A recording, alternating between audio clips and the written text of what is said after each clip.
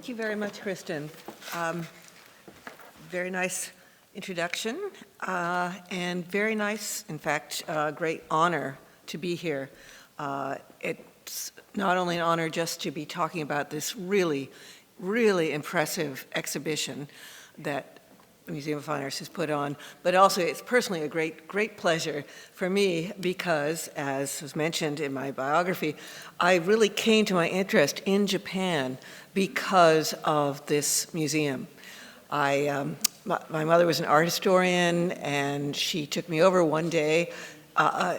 She'd given up on my being interested in European art, but I had shown some interest in a Chinese restaurant in Harvard Square about a Chinese-looking scroll or an East Asian-looking scroll. And she said, okay, well, I'll take you to a place where you can see some really good stuff. And I walked in, I saw the Japanese collection in particular, the screens, the woodblock prints, the netsuke carved objects, and I totally fell in love. And so here I am, quite a few years later, still working on Japan. Now, I should explain that I am not an art historian. My original interest in Japan, despite being artistic, soon turned to literature and poetry. And I'm going to give you an example of Hokusai's poetry here in a moment. But over time, over the last 30 years or so, I've become more and more interested in 20th and 21st century Japanese visual culture.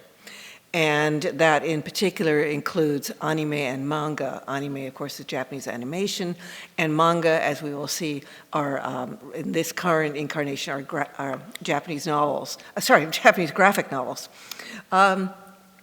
If you know anything about anime and manga, you will know that they are extraordinarily imaginative.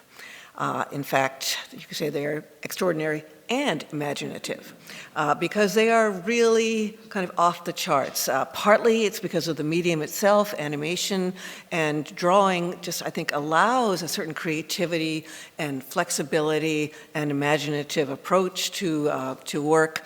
But also, I think, because Japan does have a long legacy of extraordinary and imaginative objects, landscapes, stories, beliefs that all play into contemporary anime and manga. So it doesn't just come from the animated or manga medium, but also from Japan's own cultural legacy. And today I want to talk to you about how that cultural legacy of the extraordinary and the imaginative work in terms of Hokusai's very beautiful woodblock prints, and also, again, how the cultural legacy has continued down. And I've called this lecture Hokusai's Ghosts, and I will be talking about real ghosts, because that was something that was very much a part of the pre-modern Japanese consciousness, ghosts and demons. Demons add a little bit of excitement too. But also, of course, as we'll see, the idea of a ghost has all kinds of resonances as well beyond the simple kind of supernatural, or perhaps I shouldn't call it simple, but the supernatural. So I want to start with a kind of almost literal ghost. This is from Hokusai's death poem. He died in 1849, and in his the death poems were quite a common thing to write in Japan at this period, and many people wrote them, especially if you were rather famous and everyone was sitting around by your bedside wanting to hear your last words. So Hokusai wrote, "Though as a ghost, I shall lightly tread the summer fields."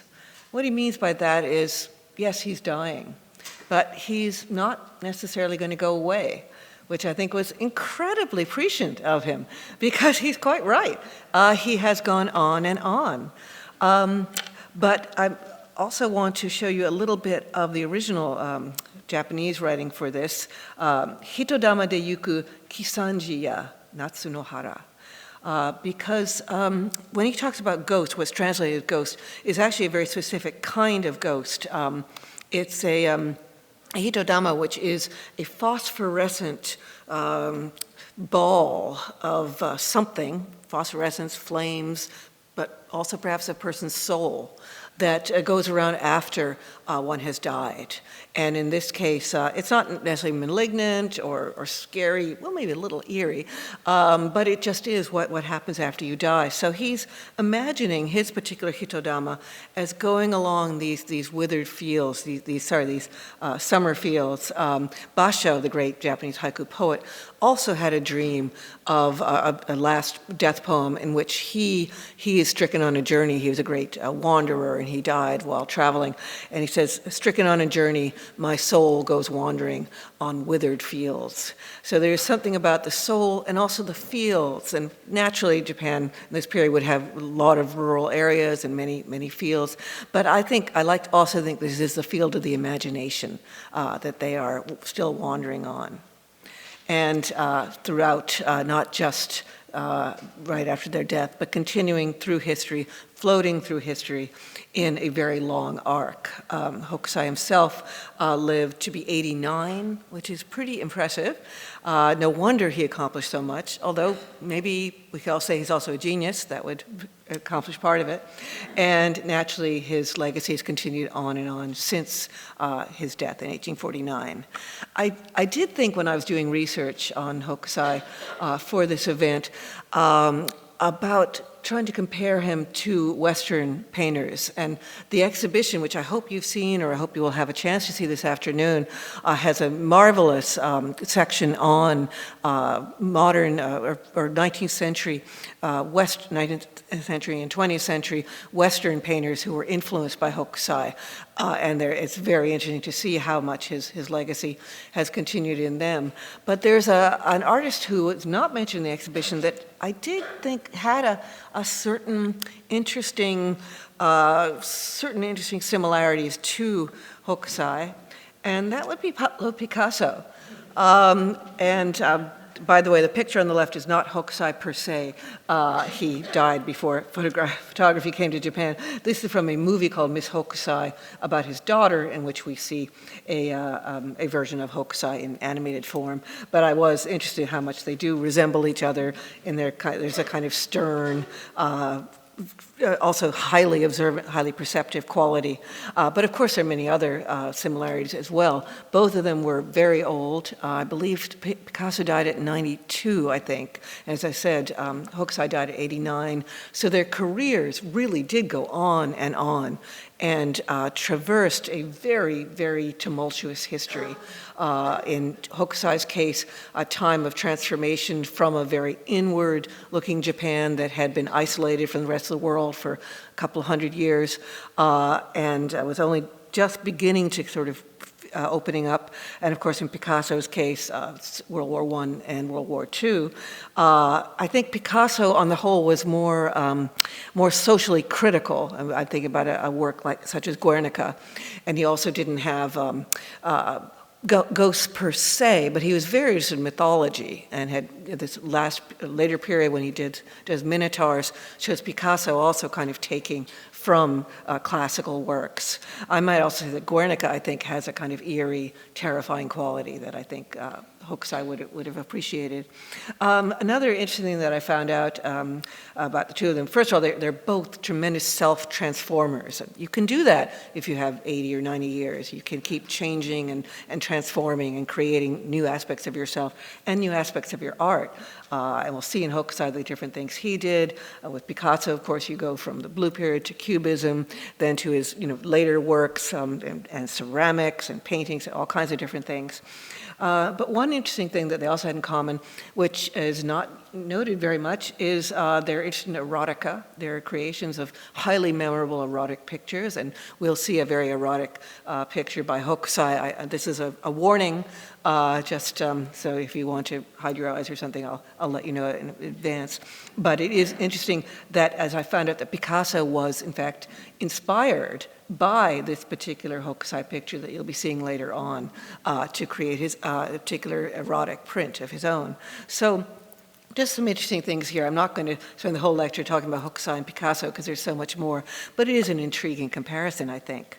So back to ghosts. I have said that ghosts are literal in the case of Japanese cultural history, up certainly through the 19th century. I'm not going to ask any of you if you believe in the supernatural, but I can tell you that certainly the Japanese really, up until the 20th century, most Japanese did at some level believe in the supernatural. And by that I don't just mean eerie, strange, woo-woo kind of creatures. I mean also a sense of the world around them as being more than just the material, the particular objects, the things that we see and hear and feel, but there's something more. And this also goes into the whole vision of animism. And Japanese indigenous belief system, Shinto, is a very animistic belief system with a sense that all kinds of things have spirits, such as a rock or a waterfall, a feeling that perhaps not ghosts per se, but something that really does exist beyond immediate human ken. And that's sort of where the ghost idea comes in, that we are surrounded by a very complex, interconnected universe.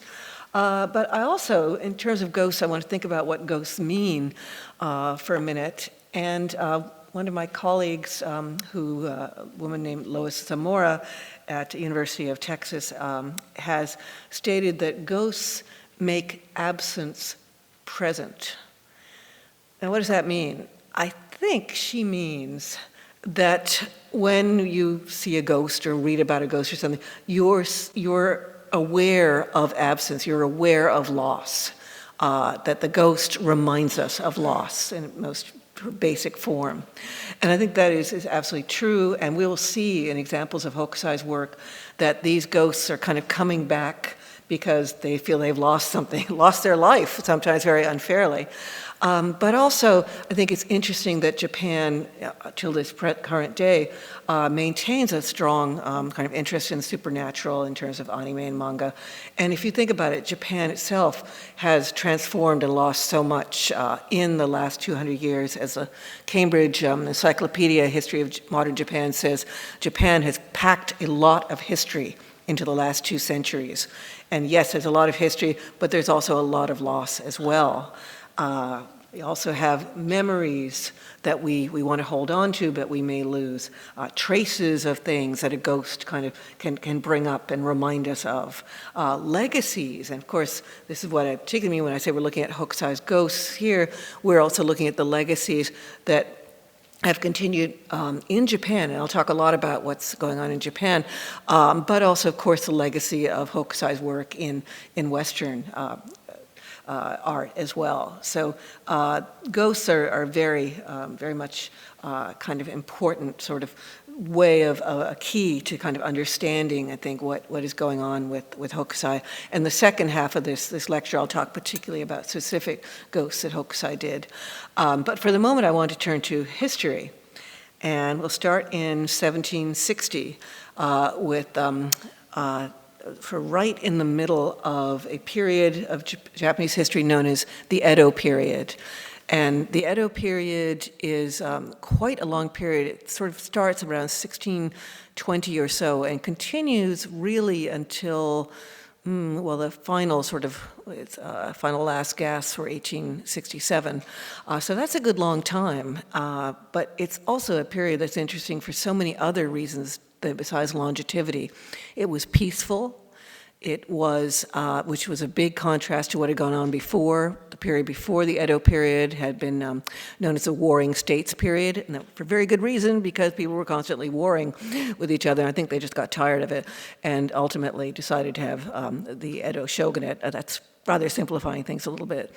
But it's a period of time that, particularly in the 1760s, that I've always told my students that I wouldn't, in general, I would not want to be born in a pre-modern period of any part of world culture because of things like, anesthesia, housing, things like that. But if I did have to live any time, I think I would have chosen this period, because it sounds like a very lively, vivacious, kind of almost playful time. I mean, yes, there were dark aspects too. The shogunate was a very strong militaristic ruler, but because of this, they had forced peace. It was a peaceful time, and you could live without the constant worry of warfare. That really is quite a difference from most pre-modern cultures, especially for this long a period.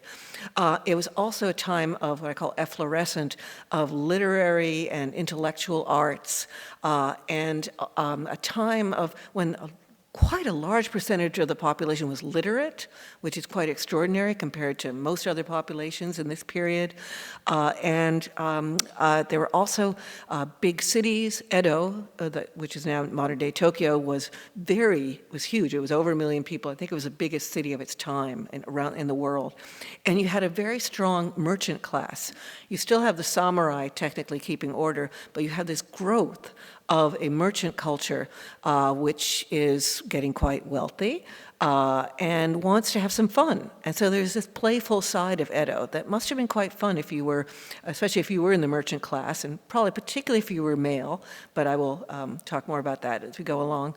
And you could have fun. You could go to see kabuki theater. You could collect woodblock prints, which were very cheap. And the woodblock prints at this period, in the 18th century, would be largely of actors and courtesans, and beautifully illustrated, highly colored works. And you would have a lot of fun kind of wandering through the streets of Edo and buying things, going to performances, hearing music and comedy and all kinds of things. And again, it's sort of one of these great urban cultures. Now, there is another side, of course, to Edo, which is literally, it was a dark period. I do mean literally. One of my fellow graduate students, who's now works in the Kabuki Theater in Tokyo, Mark Oshima, would say to his students, you have to realize how dark Edo was. Sort of like, looking around and you really couldn't see very much. You don't have electric lights. You have to be very careful about candles because of fire. Edo was mainly wooden houses. Japan mainly used wooden houses, so they could go up like that. So you had to be very careful of that. And then, of course, you have large rural portions all around these cities that would be very, very dark at night. And so if you were a farmer or a merchant and were going on a journey, and there was a lot of journeying in this period too, you would be out in these dark, wild tracts, and you might run into something strange. Now, I don't know if it's obvious what's here on the painting. Anyone know? Foxes, exactly, foxes. And foxes they're not ghosts, they're sort of trickster, kind of demon, but not really awful demons, trickster animals. And they have their own kind of fires, of little hitodama, this is called kitsune-dama, fox balls of phosphorescence. And here they're having a meeting. Apparently they have a meeting every year in Edo. And apparently it's right near where I used to live. I'm so mad, I missed it. And you'll see there's a withered tree there, and then you see them all coming in the distance. It's a gorgeous, gorgeous print. It's by Hiroshige, who, as Sarah Thompson, who made this exhibition, points out, is really Hokusai's only rival, or one of Hokusai's rival. I would say he's his only real rival. I love Hiroshige. He's extraordinary, very, very beautiful work, perhaps a little bit more stylized, a little bit less full of motion than Hokusai, but in his own way, really quite brilliant. And you will have a chance to see a number of gorgeous Hiroshige works interspersed with the even more gorgeous Hokusai works in the exhibition. So just a little shout out there to Hiroshige and to the foxes, of course. And I wanted to explain that foxes are still very popular in Japan. My husband and I were just in Japan last month, and we went to one of the most important shrines in Kyoto. It happens to be a fox shrine, where I purchased this lovely mask, and they're all over the place. And so foxes are still very much a part of Japanese popular culture, shall we say.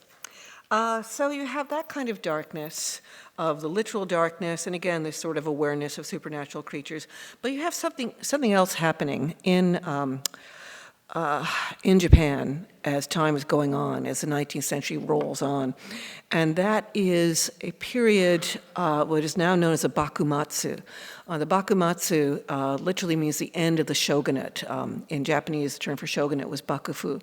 So the end of the shogunate is occurring not quite. By the time Hokusai is dead, it's really coming on. But even by the time Hokusai is in his 70s and 80s, things are changing. There are new influences and, shall we say, waves of things coming in. Quite literally, the black ships coming in on waves into Edo Harbor. In 1853, 1854. These were ships sent by the American President Millard Fillmore, who had heard about this isolated country that wouldn't let anyone in and decided that it was time to do something about it. And so he sent, I believe, a fleet of 4 black ships into Edo Harbor and said, we want to negotiate, we want to have a treaty. And the Japanese were like, no, we don't, go away. And Commodore Perry, the person in charge of the black ship, said, okay, we'll go away, but we'll be back in a year, and please notice that our ships have cannons. And by that point, the Japanese had been introduced to cannons. There had been some incursions already off the coast. And so there was a feeling of vulnerability and a feeling that things probably had to change. Edo was, as I said, a really wonderful place in the 18th century. By the 19th century, there were more urban problems, not just in Edo, but actually particularly in Osaka. There was rural unrest. There was a sense of things kind of just being coming in from all sides. And of course, Hokusai did his famous and iconic wave picture in 1831. So this is before the fall of the Bakufu.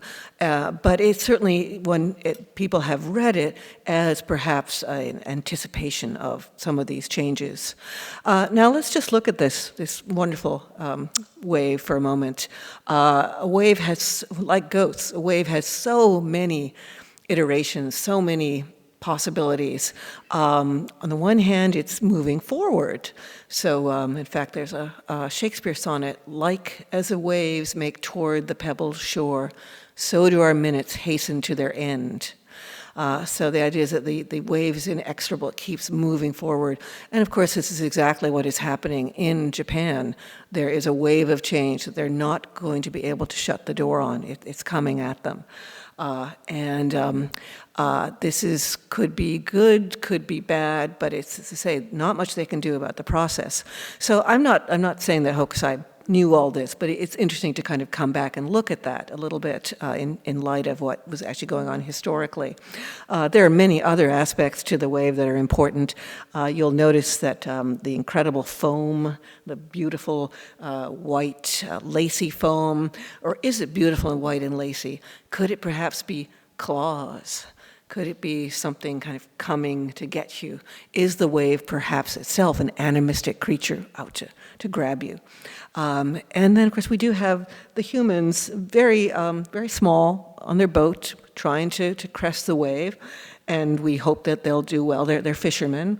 They're out there, and it's interesting to see the relative position of the wave vis-a-vis the humans. As I said, Japan is a very strongly animistic culture with a sense of a much larger network of beings out there. And here we have these humans kind of as just part of this much larger scene. And of course, finally at the very sort of back of the picture is Mount Fuji. This is part of a series of prints about Mount Fuji. It's the most famous one because it's so incredibly imaginative and beautifully realized.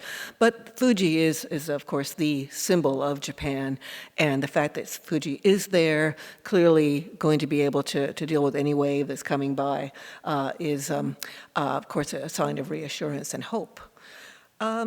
But just to go back to the kind of what makes the wave so iconic.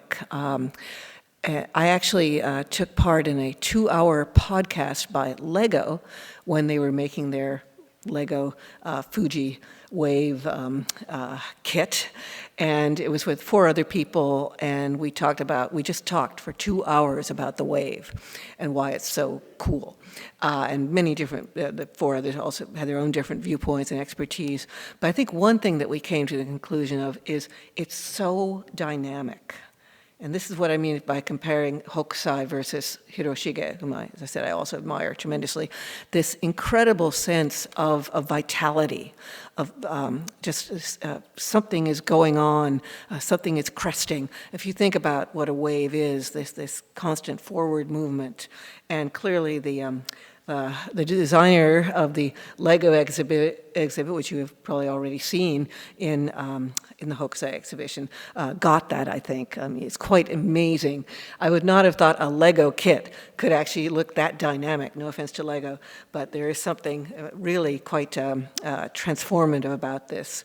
So that, I think, is one of the things that really makes Hokusai, not just Hokusai's wave, but Hokusai in general, such an incredible artist. He really is someone who can convey a sense of liveliness and movement and dynamism in a way that is really quite very, very special. For example, we see that in his sketchbooks or manga, and we'll talk about manga more specifically in a moment, but I just wanted to give you this two pictures from one of his many, many manga or sketchbooks, just to show you again his ability to be dynamic. These are people, they're doing things, they're on wheels, literally on wheels, which is very interesting in itself, very much a kind of dynamic, modern-looking kind of quality to them. And they're moving, and they're moving and shaking, almost literally.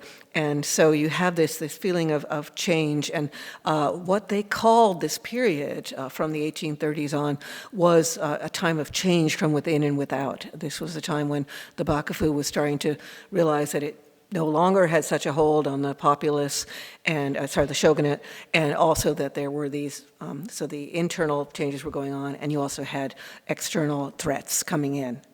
So it's in this period that we have Hokusai, or actually even before this period, Hokusai starting to do more with sketching. And I'm giving a shout out to Sarah Thompson's wonderful book, Hokusai's Lost Manga. But I really just love the picture, because from now on I want to immerse ourselves a little bit, drown ourselves in manga, for a little while. And first we might ask, what is manga, or what are manga? Because it's hard to say. They are, in Japanese, there's no plural term for manga. It just is manga. Probably most of you know the manga that we see in modern life now, but just in case, here's a basic example. If you go to your local bookstore in Tokyo, in Japan, you'll see whole areas of manga. If you go to your local bookstore in America, now you will see a lot of manga. It's quite amazing. If I may be autobiographical for a minute, I've been working on this now for over 30 years, and it was just a gleam in Japanese culture's eye when it first came to the West. I was actually in England at the time, and it is so, in fact, there was a big exhibit of contemporary Japan in 1989, 1990 in London, and they had all these things. They had robots, they had pachinko, pinball, and things like that, but they didn't have anything on manga. And even at that time, I was thinking, "Ooh, it's kind of interesting. I wonder why, where can I find out about manga?" And I finally tracked them down. I was teaching at the time, and I found a colleague who was working with the festival. And he said, "Well, there was a little kind of museum over by the river in the kind of quiet part of London that we had a little bit of a manga exhibit, but the Japanese government was kind of embarrassed by it, so didn't really deal with that manga stuff." So here we are, 30 years later, and we are still dealing with manga and with anime. Manga, as you can even see from these covers, it covers an enormous variety of topics, and that we'll see has some definite relationship to Hokusai's sketchbooks as well. One of the things is that they can be very mundane. They can be manga about how to teach you how to draw, because which is interesting, because Hokusai's original sketchbooks or manga were supposedly kind of collected by his students as teaching people how to draw. You have manga on etiquette. You have manga on the Japanese school system. You have manga on economics. But you also have a lot of storytelling manga, narrative. And that's where there's a key difference between what we call Hokusai's manga and contemporary manga, because Hokusai is doing kind of individual sketches. They're great, and you may have a kind of collection of different people all engaging in sports or something like that, but you don't really have a story. And the contemporary manga that you would read now absolutely usually has some kind of story, often not just one volume, but going on through many, many volumes. Same with anime. Many anime are based on manga, and they also will have very, very long-running series which go on and on. So that's an important difference. But just back to some of the topics that we see in manga, they are very varied. Even the narrative ones that are not necessarily telling you how to, social etiquette, they will be hugely varied. And some of them are sweet, and some of them are sinister. They do like cuteness in Japan, and there's some awfully cute manga. But there's also horror or just kind of power manga of people with exercising authority in very strange ways. I mean, these are basically anything you can think of for a story you will find in manga, including tennis. There's lots of sports mangas, very, very popular. And I do have to bring this up because it would be remiss of me not to mention it, which is, yes, tentacles. There is a whole genre of manga known as tentacle sex manga. And I did warn you that I'm about to show you a picture that is from Hokusai, and it's in this exhibition, so don't blame me. It's in the last room, and you can go see it. But it's quite famous. And I paired it with sports. This is Hokusai's vision of sumo wrestling, which of course was very, very popular in the 19th century, but also this famous, in its own way, rather iconic picture of two octopuses, a father and son, pleasuring, and I do want to use that term, apparently a fisher woman or a fisherman's wife. And this is quite a highly erotic and somewhat shocking picture. I was very interested that the curators for the Hokusai exhibit have included variations of it or a commentary on it by contemporary women artists, Western women artists, which is very interesting. But I do want to say that if you look at it sort of without any context, it's truly shocking, but perhaps what is even more surprising is that all the writing here that's going on is actually the fisherman's wife or the woman who's really enjoying herself, explaining or exclaiming in great passion how much she's having fun, and the octopi are also saying they're having a good time, and it's really quite a work of art. And as I said, this until just 2 days ago, I didn't know that Picasso had been influenced by this print, and indeed there is a Picasso print in which he has a woman and an octopus. It's much more stylized, but it's clear what the inspiration is from. Okay, so what exactly are Hokusai's manga? Sarah Thompson has said that she prefers to use the term sketchbook, at least for this exhibition, because I think, and I don't want to put words into Sarah's mouth, but I think she's trying to suggest that we don't want to assume that Hokusai's manga are the same as modern manga, which is very important. So what are Hokusai's manga? Well, some of them are landscapes. They're beautifully done, incredible detail, wonderful contrast, very memorable shapes.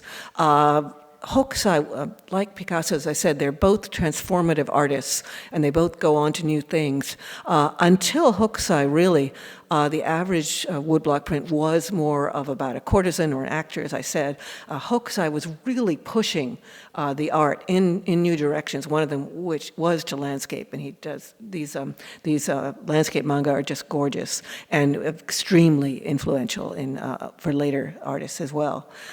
So landscapes are very important, and also images from daily life. Again, he's doing something that one could compare with Picasso, in that he's doing something that is not typical. again, up till this point, you have, actors who are cool and glamorous, or courtesans who are glamorous, and again, very, very rarefied, very living in their own different worlds.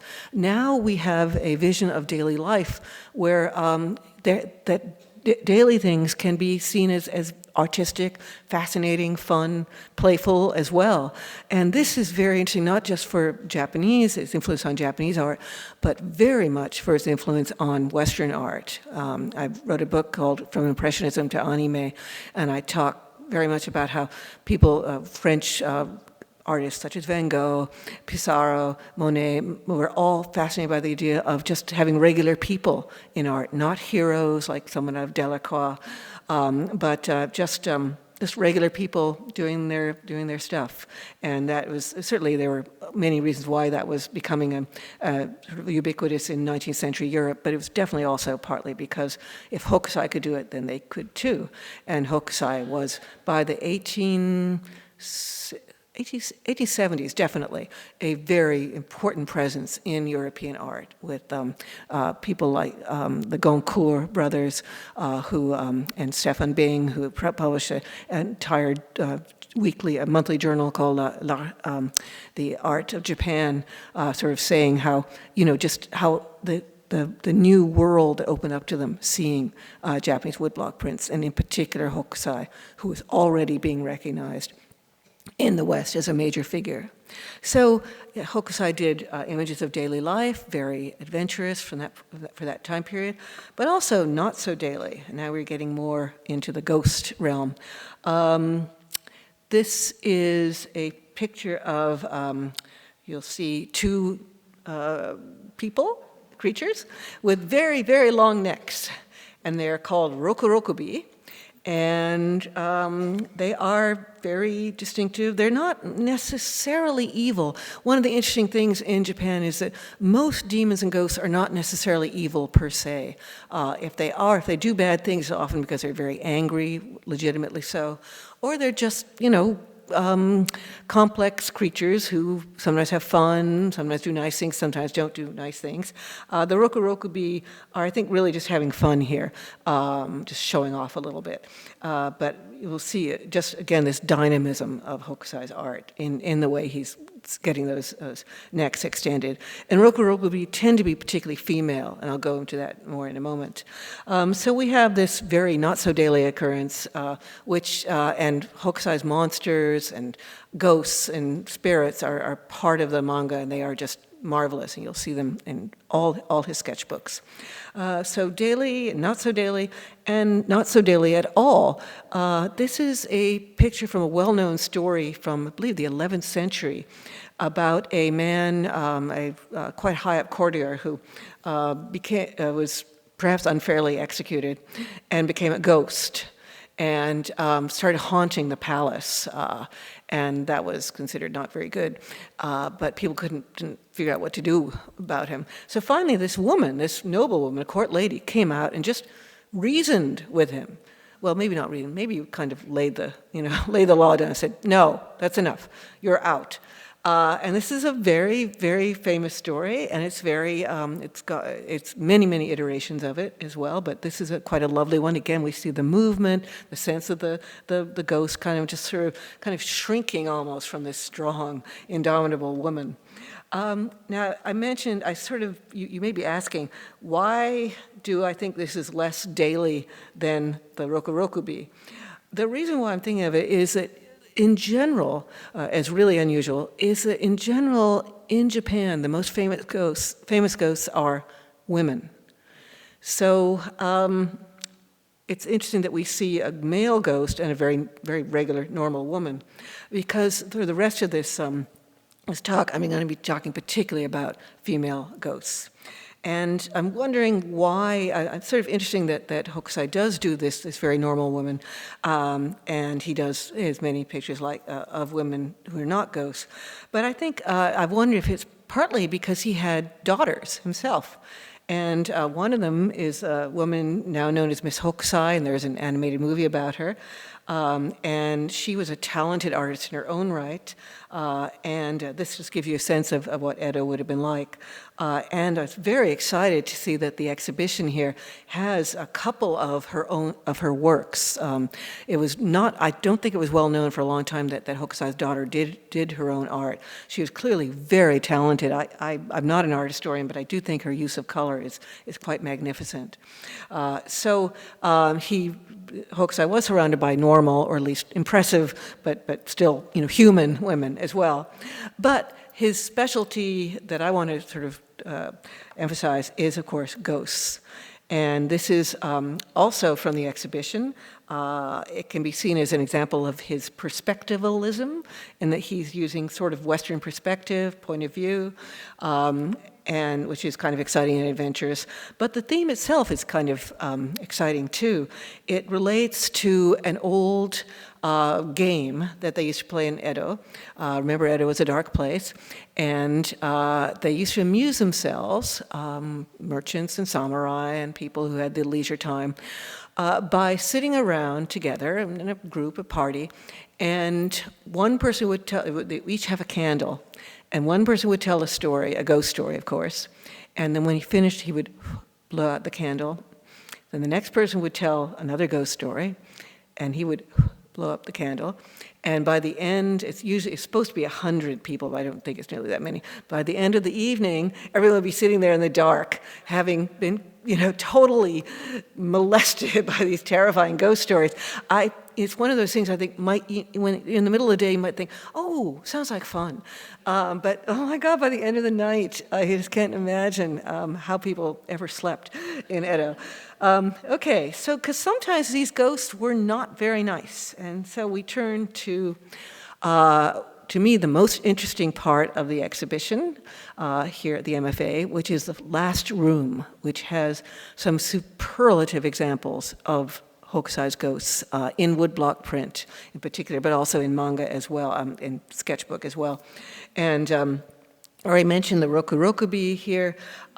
It's interesting that both of these demonic women that I'm showing you have actually been co-opted by modern Japanese women writers to be seen as not simply scary, terrifying creatures, but also as perhaps having some kind of freedom and autonomy and agency. The woman on the left is kind of a combination of something called a yamamba, and also a hanya. The yamamba are women who live in the mountains. That's literally what it means, an old crone who lives in the mountains.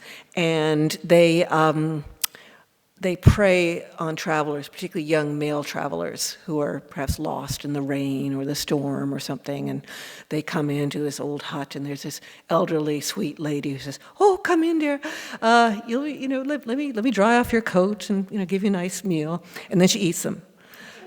So not a very nice person. And it's interesting in this picture. I'm not sure what that's all about, but you'll see that in her right hand there seems to be a small head of some sort. Perhaps it's a doll. But what's interesting is that one of my favorite short stories, modern short stories, is by a woman writer named Oda.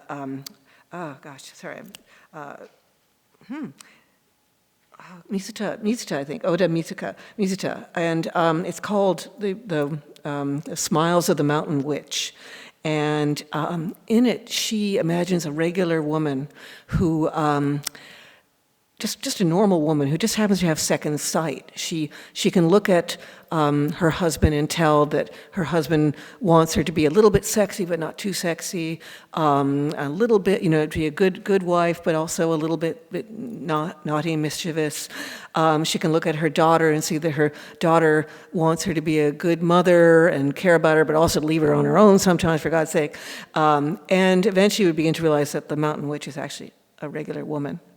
But the kicker of the story is that the mountain witch has a dream, this witch. She dreams of being a real mountain witch and being naked on a crag with the wind blowing through her hair and just feeling part of the elements, part of this larger world, and just not having to smile at anyone but herself. So that's one of the ways in which modern Japanese women writers have co-opted these stories. Another one for the Rokurokubi is by another very interesting women writer who does, she has a story called The Woman with the Flying Head. And there she envisions a woman with a flying head. It's again, you know, if you can extend your head, and sometimes the head does come off and you just fly around, you fly with your ears apparently. And you can go off and have adventures. You know, and you're just lying there, and your husband never notices. And so, again, it's a very interesting kind of vision, sort of female empowerment. Perhaps less empowered and more pitiable, although extremely vengeful, are the two ghosts who are most beautifully profiled. By the way, these again are both by Hokusai, and you can see them in the final room. But I think these are my two favorite ghosts by Hokusai, and they're beautifully beautiful versions of them in the exhibit. The first one is named Okiku, and if you look, she looks kind of strange, right? I mean, well, she's a ghost, but you know, what is that thing on her neck?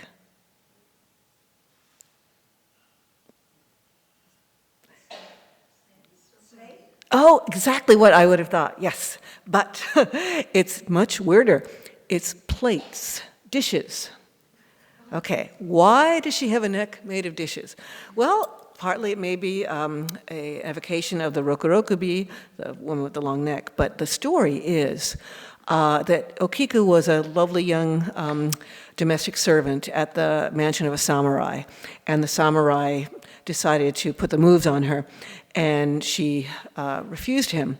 And so he was very tricky, and he decided to break a kind of very important heirloom plate. There were a collection of 10 plates that had been in the family for generations, and he broke one, and he went to her and he said, okay, if you don't sleep with me, I'm going to tell everyone that you broke this plate, and they're going to send you to death. So she said, no, I don't care, and she jumped down the well and killed herself. Okay, that's good enough as a story, but what's even better is what follows. The well became perceived as haunted, and you could hear every night in the dark of the night a young girl's voice counting. And remember, there were 10 plates, so she's counting 1, 2, 3, 4, 5, 6, 7, 8, 9, and then, and you hear the scream instead of 10, this eerie, eldritch shriek from the well. And everyone gets terrified, of course. And so she has her kind of revenge, but kind of a sweet revenge. I mean, she doesn't actually hurt anyone, she just terrifies them. Oiwa is a little trickier.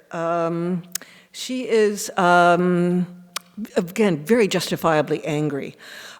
She is based on a character from a very, very popular kabuki play from 1825. This is from 1831 by Hokusai.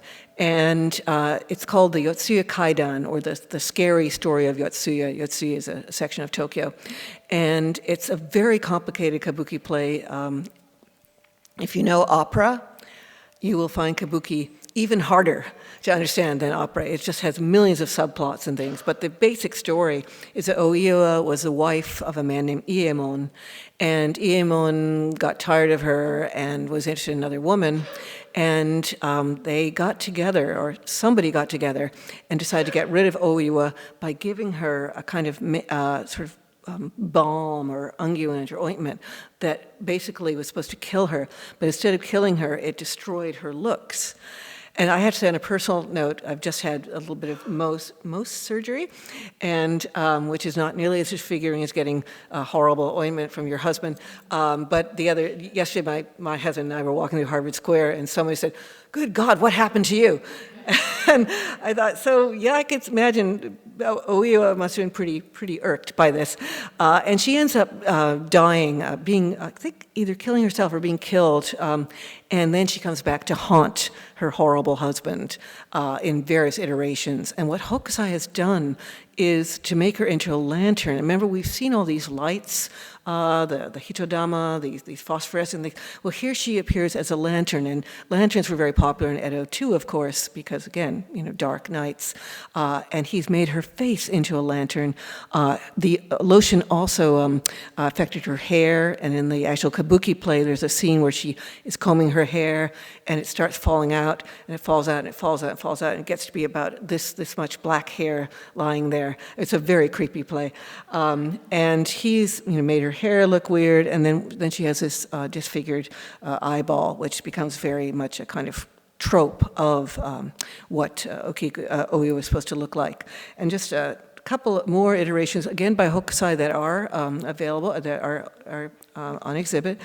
These are from his manga, his sketchbooks, and you'll see that Okiku, the girl with the plates, is kind of not so scary, really. She's sort of soft looking. And apparently one version of the story has a Buddhist priest who came along and exorcised the well. So things lived happily ever after. Oiwa is not so gentle looking. And this particular priest is someone who apparently was part of the plot to get rid of her. So she's really, really out to get someone. These visions of vengeful women, or somewhat vengeful women, are very, very popular throughout the 19th century and into the 20th century. It's kind of interesting. I just read in the New York Times today, they had an article about women, angry women on television, how women's rage is now a big thing. And in fact, how empowering it can be apparently for people to see women really getting rageful on television. But in the 19th century, I think it was more, I've always thought it was a little bit of maybe guilt on the part of men that made them do these pictures. There's kind of a fear, maybe, that at some level, they were going to be avenged, because women, by this point, generally did have a fairly low position in society. As one person says about Oiwa versus Okiku, Oiwa, remember, is the really distorted one. She went from delicate victim to a powerful avenger, while Iemon, her husband, transforms from tormentor to tormented. So in a way, it can be a very, very cathartic experience, too, having her really come at these people. And Oiwa is much more direct in her vengeance than Okiku, and she's much more brutal. Some really bad things happen to the people who hurt her. This added level of violence thrilled audiences who are seeking more and more violent forms of entertainment. So this is, again, Bakumatsu, the end of the period when violence is coming up. There's a sense of uncertainty there, and somehow these kabuki plays seem to really kind of encapsulate some of the sort of fears and thrills and violence of this period. So this is this is a poster, of course, from not from the original kabuki, but it's probably quite a while back. And again, you see Oiwa looking very strange and angry there, and that's Iemon, her husband, who's trying to kill her, and he can't because she's a ghost. And this is also famous in Japanese film. One of the greatest Japanese horror films from the early mid-20th century is, again, a version by a man named Nakagawa. And again, you see the same tropes very much there, although it's a live-action horror film. But they didn't die out even by the mid-century. By the late 20th century, early 20th century, we get even more interesting iterations of terrifying Japanese women. I don't know I can't really see if any of you are familiar with this movie, The Ring. I don't recommend seeing it if you tend to get scared.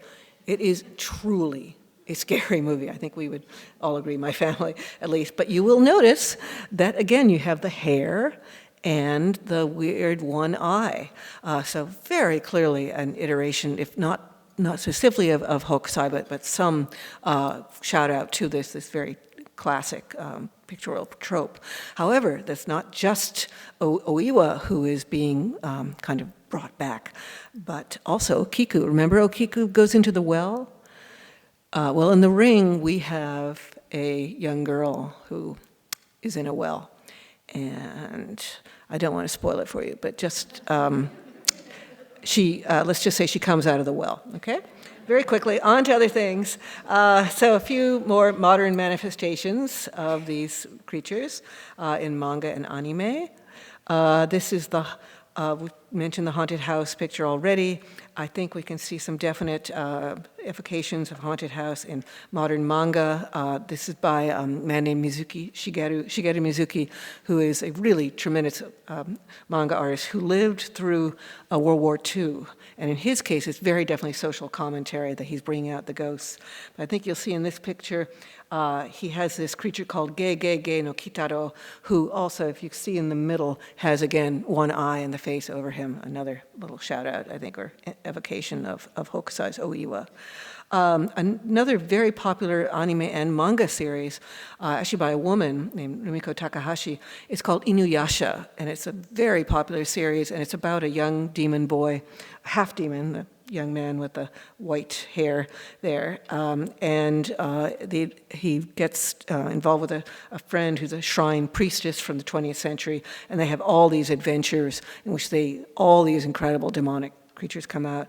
And one of my favorites, because it's very touching, is a mother demon. And this, again, is a picture you'll see in the exhibit. And it's the ubume. Ubume are mothers who've died in childbirth and so feel terrible that they can't protect their child. So in this case, she still is holding her child, still trying to be alive for it. And it's very beautiful, I think, very touching work. This is from Inuyasha, and it's also touching its own way. The Muona is a little bit different from the Ubume.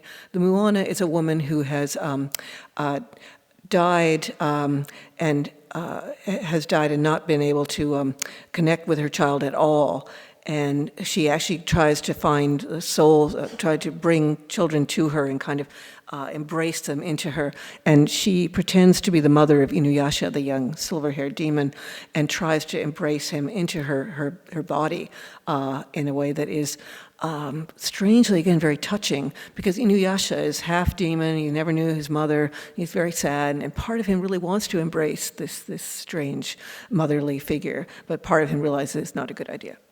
Okay, back to one last iteration of waves. We're up to the very modern period, the 21st century.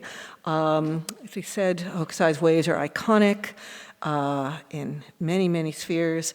I have to admit, I hadn't even thought about this until very recently. I work on Studio Ghibli, whose main director is a man named Miyazaki Hayao, and he did a movie called Ponyo, which has a young girl named Ponyo, who's a kind of a fish girl, dancing on the waves. And these waves are very animistic, very animated, and they're sort of hard to say whether they're benign or sinister, but they're very powerful. They're very dynamic. And I'm not the only person who thought of Hokusai. This is from this is not a true poster, I should mention that, but you can see very clearly that the blueness and the white tendrils of the waves really speak to people, again, from over 100 years. And I finally want to end with a last vision of ghosts from another Studio Ghibli director, a man named Takahata.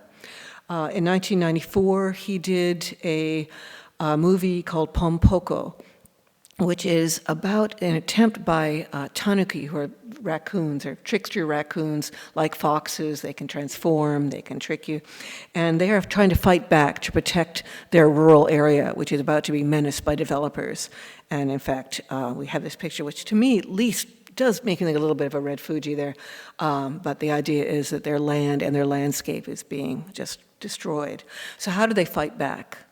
Well, they decide they don't have the powers they used to, but they still have some, so they coil all their energy together and they put on a ghost parade right through the streets of the town next to the town that's about to be developed.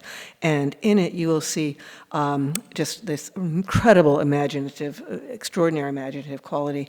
This is from another ukiyo-e, another woodblock print, not by Hokusai, but very clearly evocative of this 19th century ghost period. They bring in oodles and oodles of ghosts who kind of march around in this parade, much to the kind of fascination and enjoyment often of people. And we see, again, these are foxes who we saw earlier, and they come back and they have a fox procession. And on the left, you see a 19th century version of that. And then we have a very deliberate homage to Hokusai. Here comes a lantern ghost with one eye, weird, coming through. And finally, we end with images of the rokurokubi, who are trying to haunt a couple of oblivious elderly Japanese businessmen who are too busy drinking sake and kind of giggling to even notice these creatures behind them. And in the end, it turns out that they had hoped to scare the humans into kind of making an agreement with them to say, okay, we won't destroy the land. But instead, the humans are led to believe that this is all a clever advertisement for a new theme park. They think, oh, clever, oh, great, well, we'll have even more of these once the new town is built. So they don't win, but I still think they do live on. The movie suggests that some of them do kind of survive in different traces, and just as Hokusai's work stays with us, and even if it changes and kind of is puffed away, it returns in other kinds of forms. So, thank you.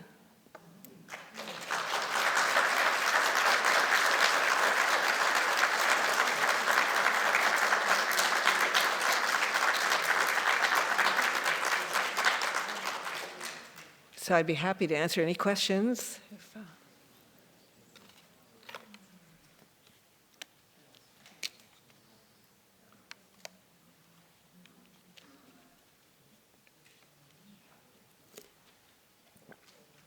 Yes, I think there's a microphone. Yeah. Oh, sure, thanks. Great. Do I have to press any? Nope. Okay. Contemporary manga, like comics in the West, they introduce seriality and time into a static form because, you know, things happen over time. Did any of Hokusai's manga have that element? That's a really good question. I might ask if Sarah is still with us, whether she thinks, because she's done a study here, and she is here. Yes, because it's exactly what I was thinking was the difference, that you don't have a sense of time passing, but I think she would know better because she wrote the book. Well, I did actually look to see if I could find anything like that.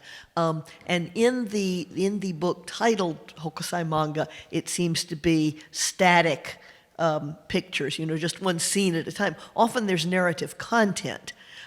However, where we do find sequences of pictures sometimes that are more similar to what we call manga now is in Hokusai's black and white book illustrations. So that's where sometimes you see a story developing.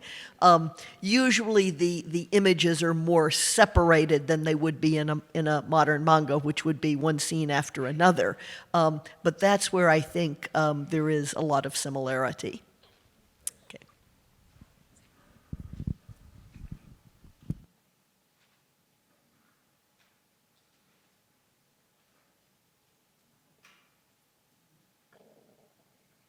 Yes, down in front.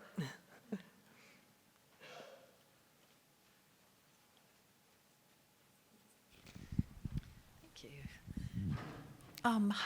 How famous was he during the time that he lived?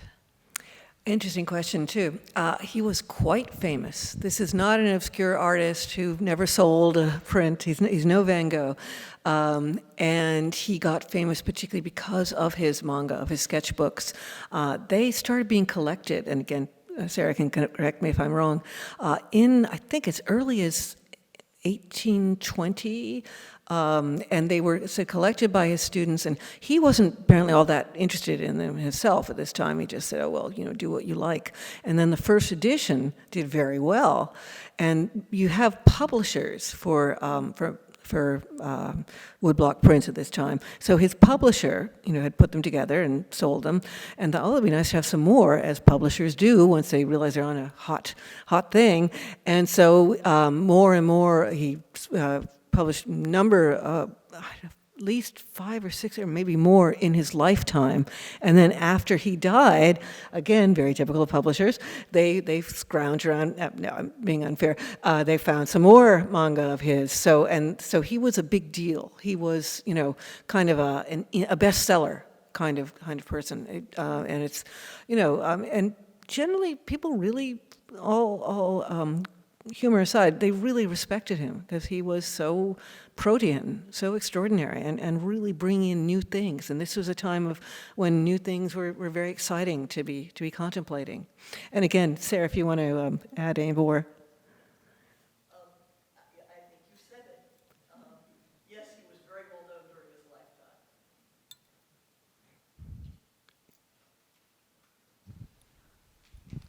Perhaps it says in the exhibit, but are any of the original wood blocks existent?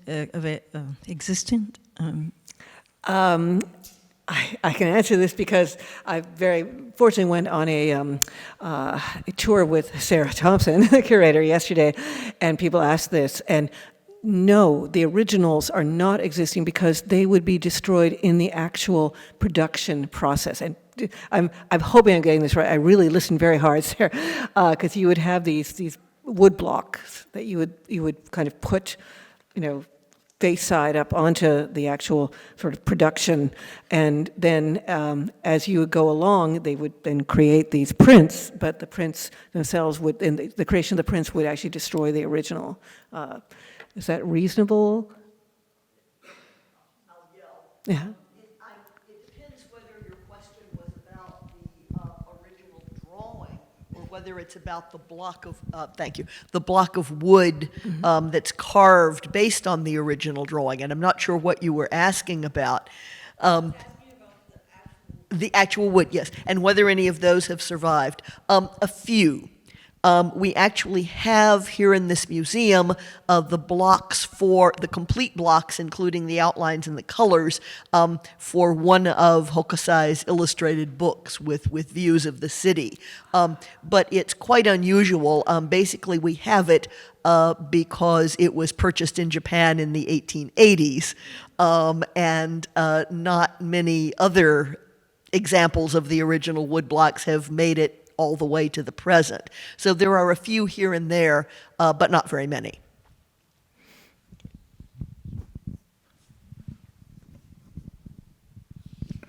Were the sketchbooks, were they mass-produced, and how were they mass-produced? They were kind of mass-produced. I mean, that's the thing that I think people don't realize about this period, that they were cheaply produced too. That's why the average, apprentice could buy a print, and I think they're largely an urban phenomenon. But even so, people did, get out because you have samurai going up into the country and merchants going back and forth. And they were pretty easy to lay your hand on. And that's what makes it so interesting, because I've always heard this, that when the first Bostonians went over to Japan and became fascinated by Japanese art, they were able to get their hands on, not just Bostonians, but Westerners, on a lot of these prints because the Japanese did see them as, like posters, nothing very special. So yeah, sure, you can have them. But what about the books of them? You mean like the sketchbooks Yeah. themselves? Sarah, for... Okay, alrighty, there we go. I think some of this is a translation issue, perhaps, because when we say sketchbooks in English, we tend to mean the hand-drawn drawings. And that's not what we're talking about in this case. When I translated manga that way, it was tough because it's hard to explain what they are. They are printed books. They're mass-produced. They're based on the drawings that Hokusai made. But nowadays we would have something like photographs of the drawings that would be made into a book, but then they were copied in woodblock, carved into wooden blocks and printed. The actually print technology comes out of book printing technology. The books actually came first, and they're made the same way by the same people. So the books were also fairly inexpensive and something that was produced in large quantities for anyone to buy, and especially Hokusai manga, because as you pointed out, it was a huge bestseller. Went through many different editions. It's actually a huge headache for art historians now, because you get one of this and okay, which edition is it? When was it produced? And so forth and so on. It was a real problem for me trying to pick which ones I would show in the exhibition. So that basically is how it worked. Okay.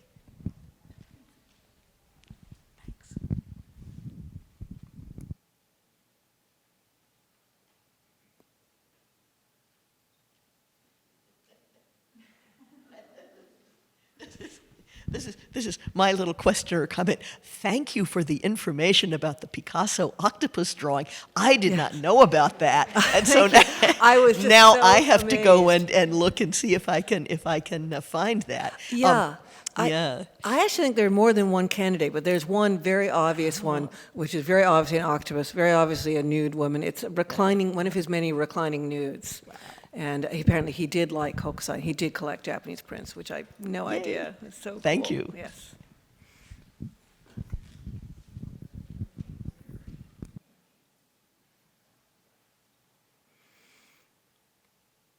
thank you for the Ghibli things too. I've seen those movies, but I'd forgotten about the Hokusai references in them. Yes, there really are. I mean, particularly with Pompoko. I mean, well, Takahata, the other director, is very erudite and really was fascinated by early Japanese art, pre-modern Japanese art, and its influence on modern anime and manga.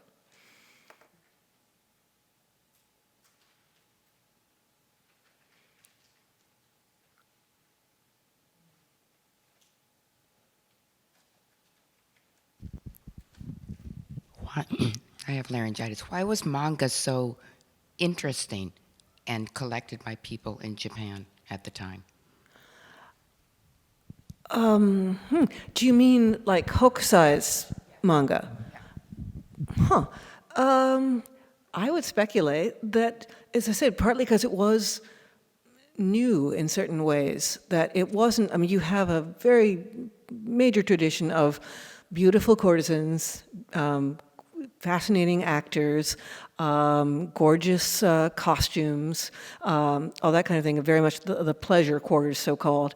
But the fact that Hokusai was doing something new and introducing just the regular people, and regular people were probably pretty pleased to see other regular people doing funny, absurd, fascinating things. That would be my guess. And also, again, Hokusai was so good, such a great draftsman, that it's really a joy, just an aesthetic joy looking at these, but even more fun to see something that's not your typical actor or courtesan.